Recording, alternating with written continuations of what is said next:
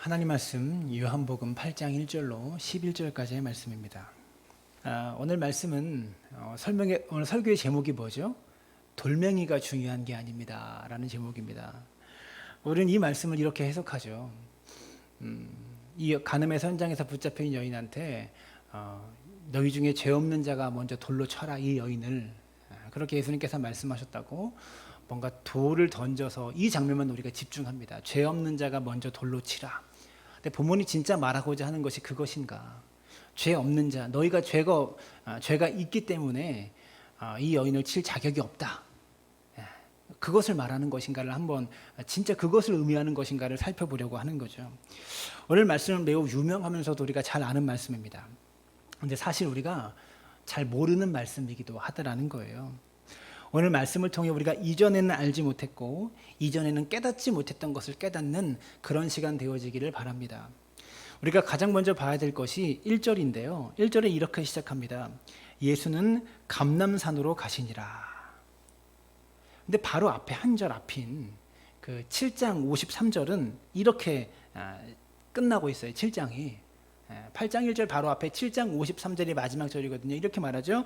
다 각각 집으로 돌아가고.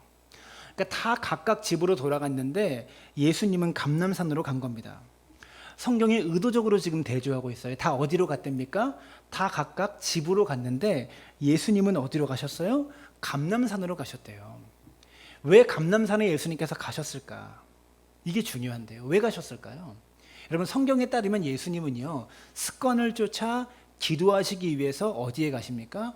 산에 자주 가셔요. 왜 기도하러 가셨을까요?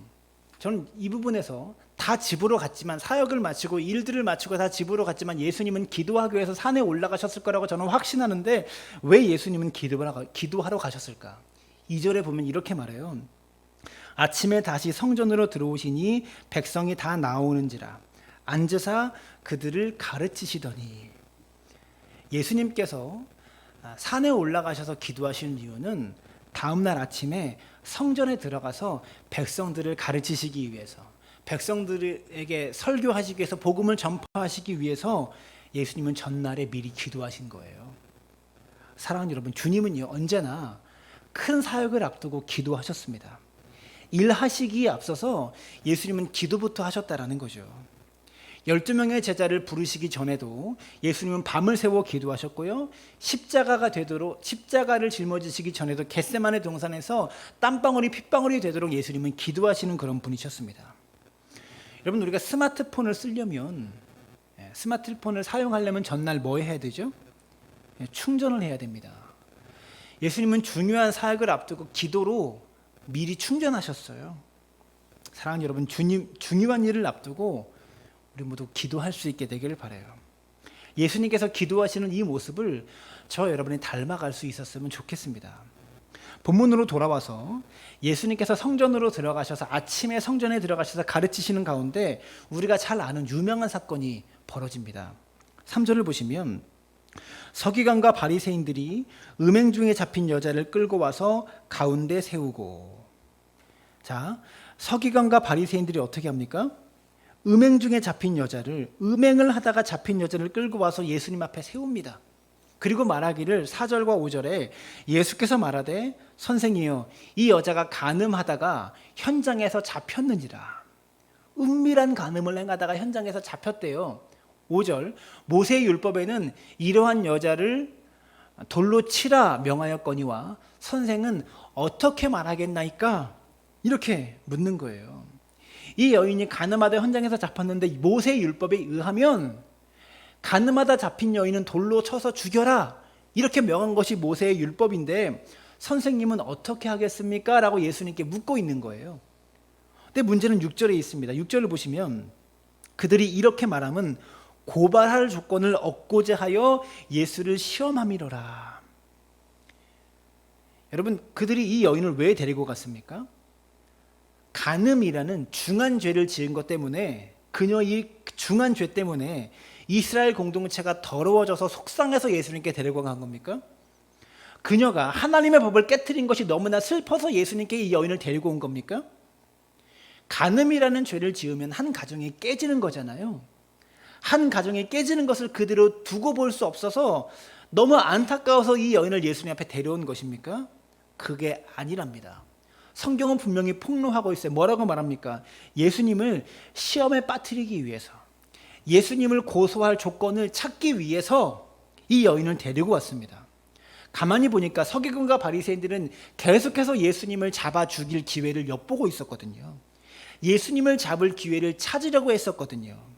한마디로 이 서기관과 바리새인들은 예수님을 체포할 만한, 예수님을 고발해서 체포해서 죽일 만한 자기들의 목적을 달성하기 위해서 다른 사람의 죄를 사용하고 있는 거예요.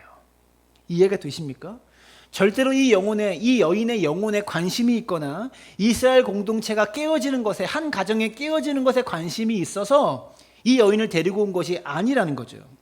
철저히 예수님을 무너뜨리고 공격하고 넘어뜨리려고 하는 것이 이들의 관심이었고요. 그리고 이 사건이 예수님을 무너뜨리기 위한, 고발하기 위한 너무나 좋은 구실입니다. 만약에 예수님께서 이 가늠한 여인을 돌로 쳐라 이렇게 말씀하시면 예수님은 로마법을 어기는 것이 됩니다.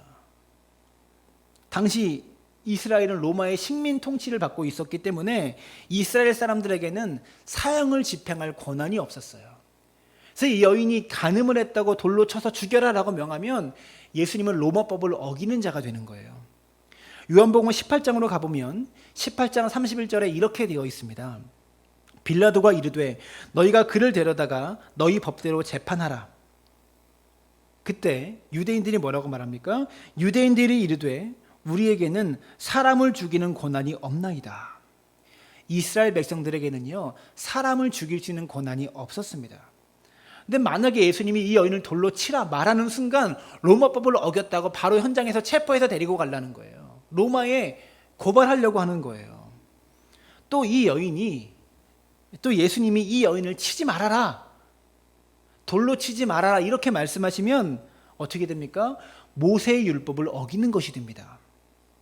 여러분, 예수님을 잡으려는 사람들에게 이보다 좋은, 예수님을 고발하려고 하는 사람들에게 이것보다 좋은 양날의 검이 어디 있습니까? 최고의 카드를 지금 찾은 거죠.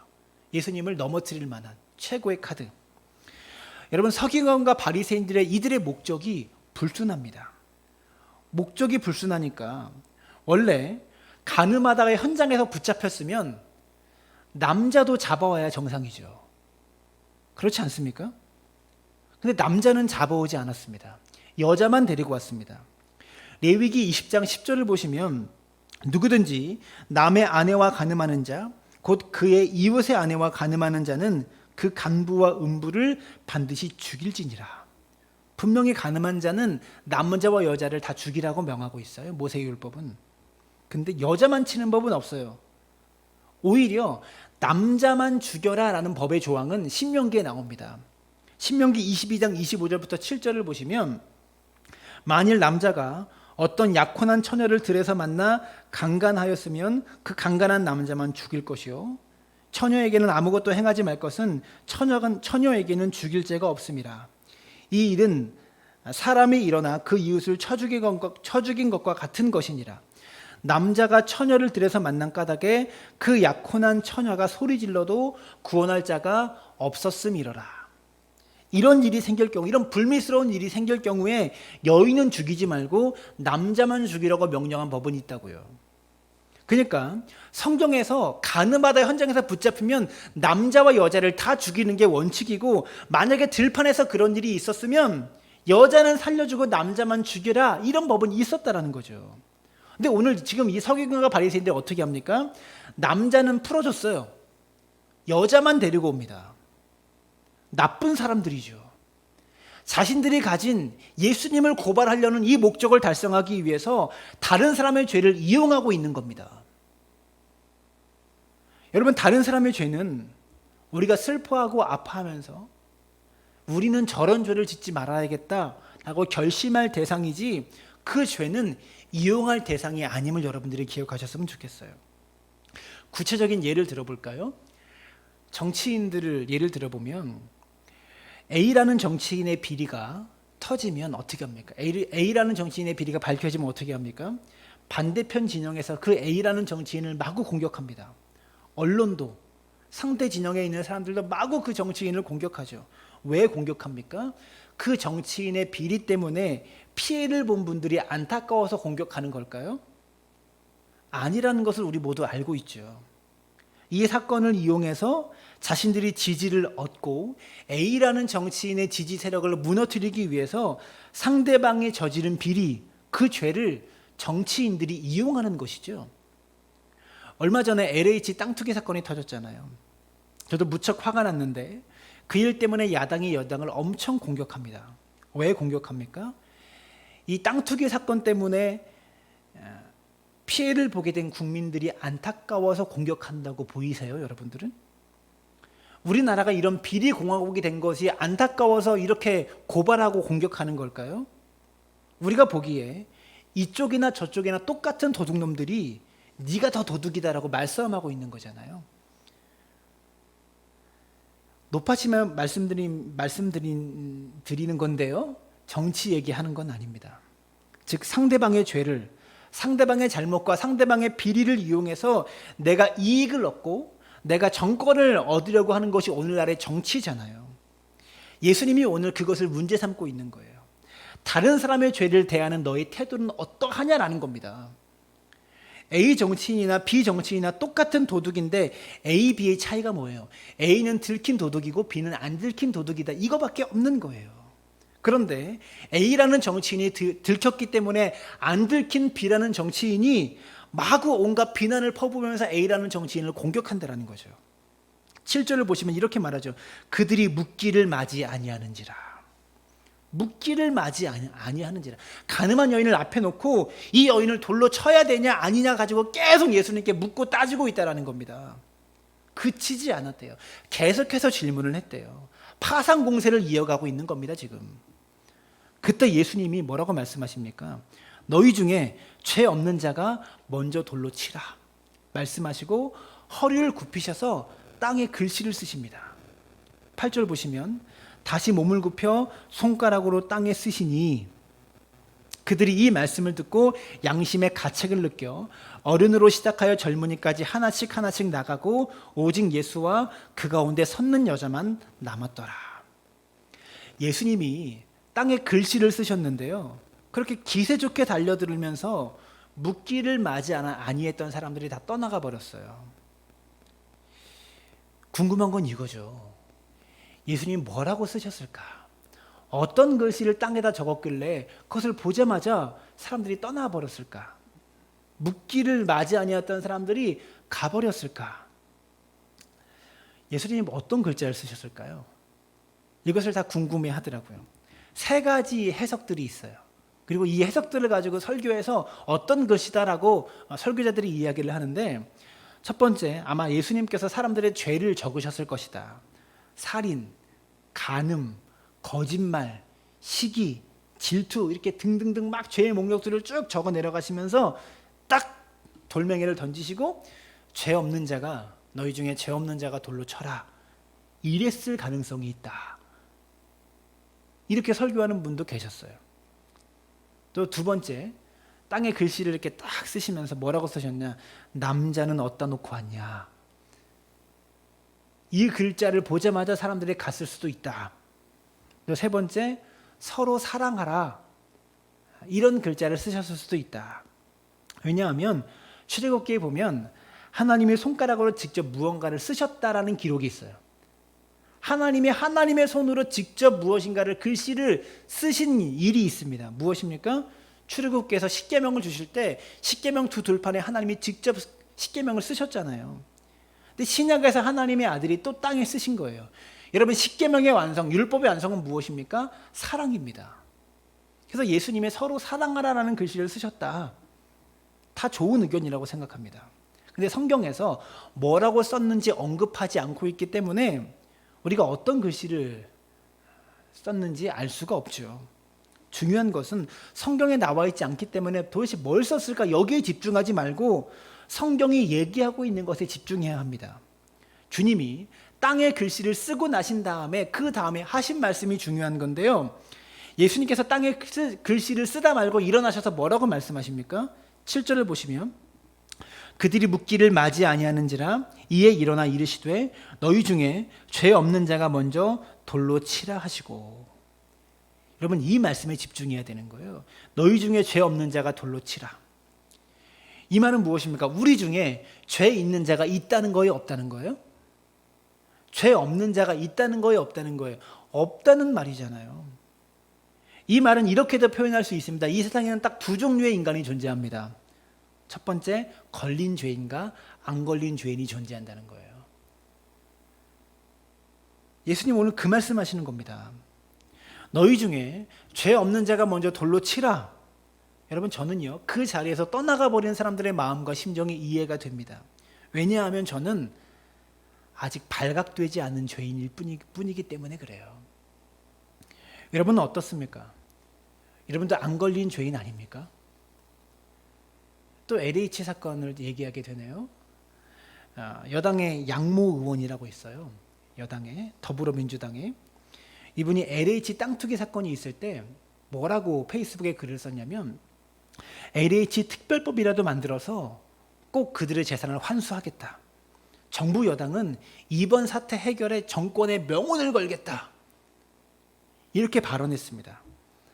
이 발언을 뉴스에서 제가 듣고 그래, 그래도 정부가 이번 사태를 좀 뿌리 뽑으려고 하는구나. 비리를 좀 이렇게 다 캐내려고 하는구나, 그렇게 생각했어요. 그런데 며칠이 지나니까 그 양모 의원이 전남에서 개발되는 옆 동네 맹지를 샀어요. 그게 언론에 터지더라고요. 맹지는 쓸모없는 땅 아닙니까? 근데 그 땅을 샀다는 건 뭐예요? 개발 소식을 알고 샀다는 거죠. 1000평을 구입했다는 게 뉴스에 나오더라고요. 발각되지 않은 죄인이 먼저 발각된 도둑을 비난하다가 2배로 창피하게 되었습니다. 여당 얘기만 하면 한쪽을 일방적으로 편드는 것 같으니까 야당 얘기도 하겠습니다. 야당의 강모 의원이라고 있어요. 이분이 보유한 토지가 공원으로 편입되면서 수십억 원의 보상금을 받았는데 이 강모 의원이, 이 국회의원이 법안을 발의했는데요. 보상받은 토지에 대해서는 국가로 이렇게 국가에게 보상받은 토지에 대해서는 양도소득세를 전액 면제해 주자. 세금을 전액 면제해 주자라는 법안을 발의했어요. 근데 이분이 도의원으로 있을 때, 국회의원 말고 도의원으로 있을 때 땅도 샀고 산 땅마다 나무를 다 심었대요. 그리고 보상을 받아서 세금을 낼 때가 됐는데 법안을 발의해서 세금을 안 내는 법안을 발의하는 거예요. 이분이 과거에 샀던 땅마다 도로가 생기고 공원들이 들어서려고 지금 정책이 추진 중이래요. 대단하신 분이죠. 이렇게 개발 예정지가 돼서 보상을 앞두신 이 국회의원이 보상받은 토지에 대해서는 소득세 전액을 면제해 주자라는 법안을 포상을 앞두고 있는 이 사람이 발의했다라는 거죠. 근데 이분이 정부 여당을 엄청 욕했던 분이거든요. 라디오에 나와서, TV에 나와서 토론할 때마다. 우리의 문제가 무엇입니까? 발각되지 않았을 죄인일 뿐인 우리가 발각된 죄인들을 너무 가혹하게 대한다라는 겁니다.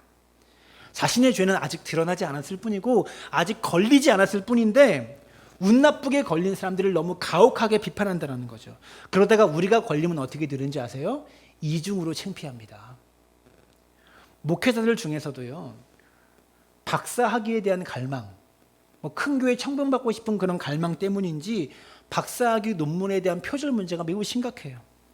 이 문제가 불거지자 한 교수님께서 목회자의 표절, 무엇이 문제인가, 그런 세미나를 전국을 돌아다니면서 여러 번 하셨어요.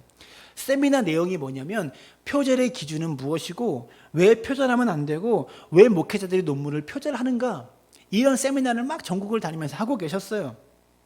근데 그분이 쓰신 로마서 주석책이 표절임이 밝혀져서 이분이 이중으로 창피하게 되었습니다. 자신은 세미나를 그렇게 하면서 의인인 척하면서 표절하지 말라고 그렇게 다니는데 자신이 쓴 로마서 주석이 표절이었다는 거예요. 발각되지 않은 죄인이 발각된 죄인을 비난하면서 자신이 의인인 척하다가 이중으로 창피하게 된 거죠. 여러분, 우리는 아직 안 걸린 죄인일 뿐인 거예요.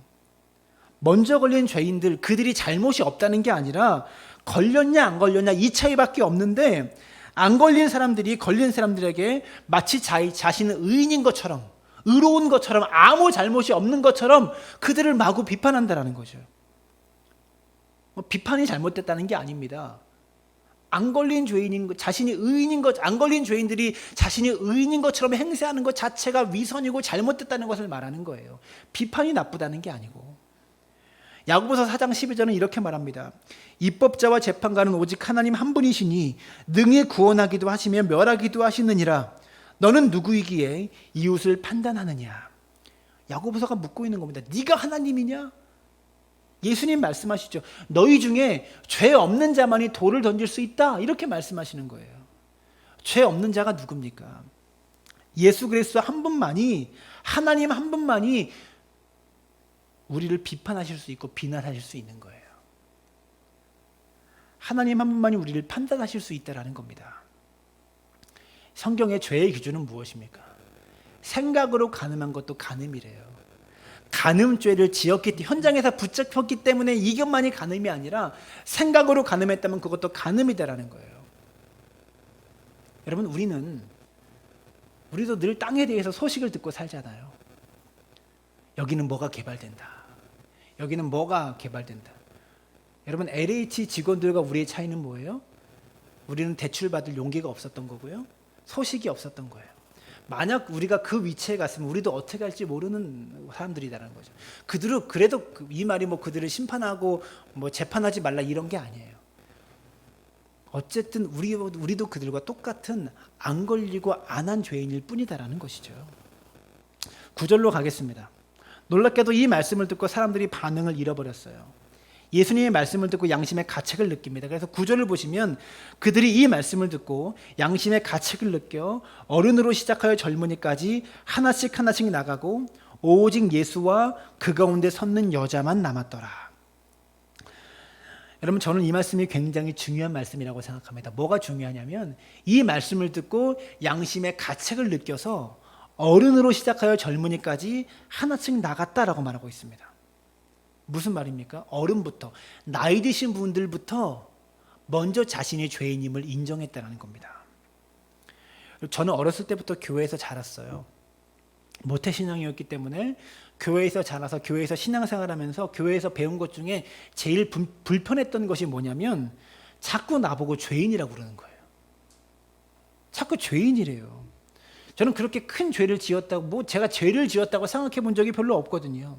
근데 자꾸 계속해서 나보고 죄인이라고 교회에서는 가르치는 거예요. 이게 인정이 안 되더라고요. 그런데 조금씩 나이가 들어가면서 점점 제가 더 확신하게 되는 것이 있는데 제가 진짜 죄인이더라고요. 하나님을 떠났기 때문에 죄인이다라는 그런 기독교의 교리 이런 거 외에도 나이가 들면서 점점 느끼는 것은 제가 인생 자체가 죄덩어리예요. 제 속에 욕심이 가득하고요. 고집과 아집과 위선이 제 속에 가득하다는 것을 깨닫게 돼요. 여러분, 누가 어른인 줄 아세요? 누가 어른일까요? 자신이 죄인임을 아는 사람이 어른이에요. 자신의 잘못을 먼저 인정할 줄 아는 사람이 어른이에요. 아이들은요, 끝까지 자기 잘못 인정 안 합니다. 애들 키워보니까 알겠더라고요. 아들이나 딸이나 끝까지 지가 잘못했다고 인정 안 해요. 결국 누가 인정하는 줄 아십니까? 부모가 그래, 내가 잘못했다. 이렇게 인정하게 돼요. 사랑하는 여러분, 9절 보시면 예수님 말씀에 양심의 가책을 느껴서 어른으로부터 시작하여 아이들까지 젊은이들까지 하나씩 나갔다라고 말씀하시는 것처럼 여러분, 어른 되시기를 바랍니다. 계속해서 본문을 보시면 9절의 말씀은 매우 충격적인데요. 왜냐하면 9절을 다시 보시면 그들이 이 말씀을 듣고 양심의 가책을 느꼈다라고 말하는데 맨 앞부분에 이 말씀을 들은 그들, 양심의 가책을 느껴 어른부터 시작해서 아이까지 돌을 하나씩 놓고 나갔던 그들이 누군지 아세요? 3절을 보시면 서기관과 바리새인들이 음행 중에 잡힌 여자를 끌고 와서 가운데 세우고, 이 그들이 누굽니까? 서기관과 바리새인들이었다라는 거예요. 여러분, 서기관과 바리새인들이 누구냐? 예수님을 잡아서 죽이려고 혈안이 되어 있었던 그런 사람이에요. 오죽하면 예수님께서 이 서기관과 바리새인들을 향해서 이 독사의 자식들아라고 욕했던 사람들이 서기관과 바리새인들입니다.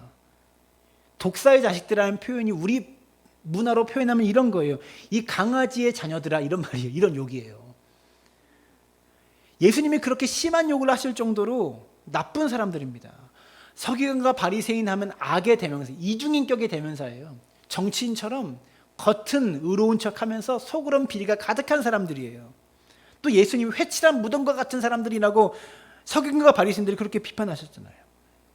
겉은 번지름하고 깔끔한데 속에서는 무덤에 시체가 썩는 것처럼 시체 썩은 데가 가득한 사람들, 회칠한 무덤과 같은 존재, 그들이 서기관과 바리새인이라고 예수님 그렇게 비난하셨어요. 그런데 그렇게 욕해 맞지 않는 서기관과 바리새인들이 예수님의 이 말씀을 듣고 양심의 가책을 느꼈답니다.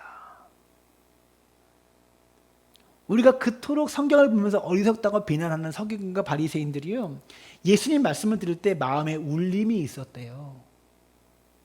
감동이 있었고 찔림이 있었대요. 묻고 싶습니다. 여러분, 하나님의 말씀을 들을 때 여러분의 마음에 어떠한 울림이 있습니까? 양심의 가책이 있으십니까? 감동이 있으십니까? 결단이 있으십니까? 바리새인과 서기관도 양심의 가책을 느꼈다는데 우리는 도대체 어떤 존재이길래 하나님 말씀을 그렇게 들으면서도 아무런 울림이 없습니까? 내 마음이 도대체 얼마나 완고하기에 그렇게 완고했던 서기관과 바리새인들도 양심의 가책을 느꼈는데 매주 선포되는 하나님의 말씀에 왜 우리는 아무런 울림과 반응이 없냐라는 거죠. 히브리서 3장 7절은 이렇게 말합니다. 그러므로 성령이 이르신 바와 같이 오늘 너희가 그의 음성을 듣거든 광야에서 시험하던 날에 거역하던 것 같이 너희 마음을 완고하게 하지 말라. 주님 말씀하세요. 그의 음성을 듣거든, 하나님의 음성을 듣거든 너희 마음을 완고하게 하지 말아라. 사랑하는 여러분, 오늘 말씀을 들을 때 우리 마음속에 울림이 있게 되기를 원합니다. 양심의 가책이 있기를 원하고, 용서에 대한 설교를 들었다면 용서하는 은혜가 있게 되기를 바라고요, 사랑에 대한 설교를 들었다면 사랑하려고 노력하는 은혜가 여러분 안에 있게 되기를 주님의 이름으로 축원합니다. 10절을 계속해서 보겠습니다. 그 자리에서 다 떠납니다. 어른부터 젊은이까지 하나씩 다 떠나가고요, 예수님과 그 가운데 섰던 여자만 남았을 때 10절에 이렇게 말하죠. 예수께서 일어나사 여자 외에 아무도 없는 것을 보시고 이르시되 여자여, 너를 고발하던 그들이 어디 있느냐? 너를 정죄하던 자가 없느냐? 대답하되 주여 없나이다. 예수께서 이르시되 나도 너를 정죄하지 아니하노니 가서 다시는 죄를 범하지 말라 하시니라. 예수님께서 나도 너를 정죄하지 아니하노니 이렇게 말씀을 끝내지 않으셨습니다. 내가 너를 정죄하지 않겠다라고 말씀을 끝내지 않으셨고요, 그 다음 뭐라고 말씀하십니까? 나도 너를 정죄하지 아니하노니 가서 다시는 죄를 범하지 말라, 이렇게 말씀하셨다라는 거죠. 여러분, 예수님, 우리가 이 본문을 보면서 용서하시는 예수님을 생각합니다. 나도 너를 정죄하지 아니하노니, 이 말씀은 예수님의 용서죠. 근데 예수님의 용서의 목적이 있습니다. 왜 용서하셨습니까? 이 여인을 정죄하지 아니하고 예수님께서 용서하신 이유는 가서 계속해서 그 죄를 지어도 좋다가 아니에요. 왜 용서하셨습니까? 가서 다시는 그 죄를 짓지 말라. 죄를 더 이상 짓지 않게 하시기 위해서 용서하신 거예요. 안타깝게도 한국교회와 많은 사람들이, 많은 정치인들이 오늘 이 본문을 악용해 왔어요. 누가 범죄했다, 누가 잘못했다 그러면 당사자가 말합니다. 누가 나에게 돌을 던질 수 있습니까? 이 말했던 사람 누군지 아시죠, 여러분? 우리나라 정치인 중에 장로 대통령이 되겠다고 대선에 출마하신 분이 선거운동 기간에 그분과 관련된 여러 가지 비리 의혹들이 자꾸 폭로될 때 자기 비리를 가지고 공격하는 사람들 향해서 뭐라고 말한 줄 아세요? 누가 나에게 돌을 던질 수 있습니까, 여러분? 선거 의세 현장에서 이 말을 했어요. 그렇게 말하고 다녔습니다. 아닙니다. 이 본문의 핵심은, 이 본문이 말하고 싶은 것은 가서 다시는 죄를 짓지 말라예요. 돌을 던질 자가 없다, 이게 아니라 가서 다시는 죄를 짓지 말라, 이것을 말씀하고 싶은 거예요. 우리가 다 죄인이니까 돌을 던질 수 있는 사람이 없다, 이것을 본문이 말하는 것이 아니라는 거죠.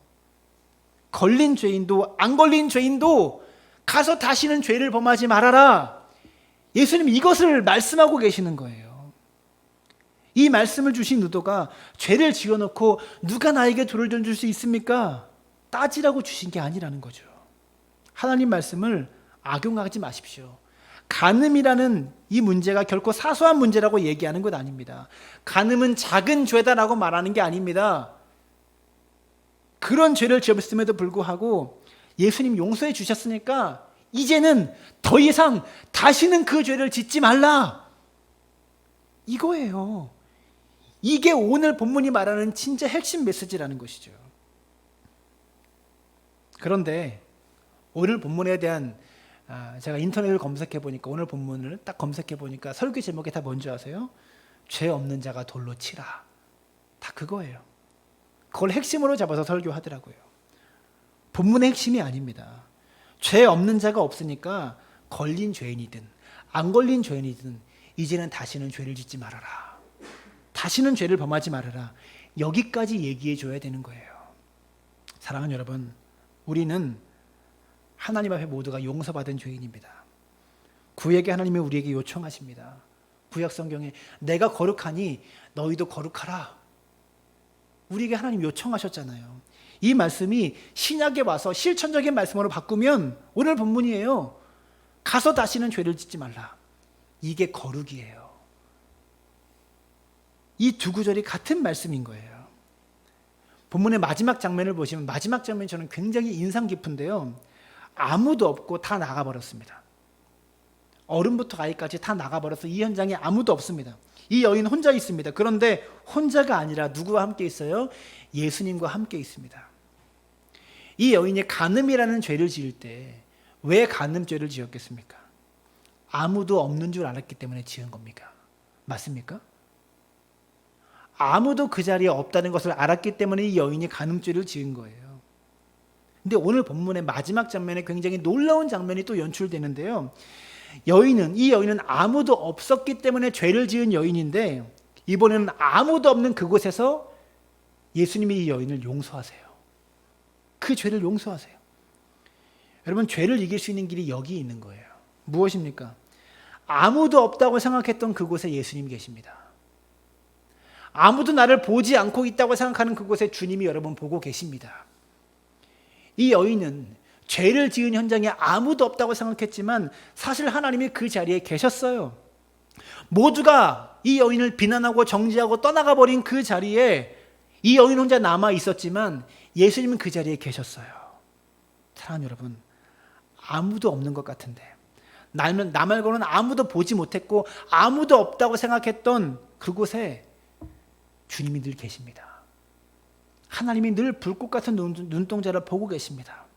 가서 다시는 죄를 범하지 말라.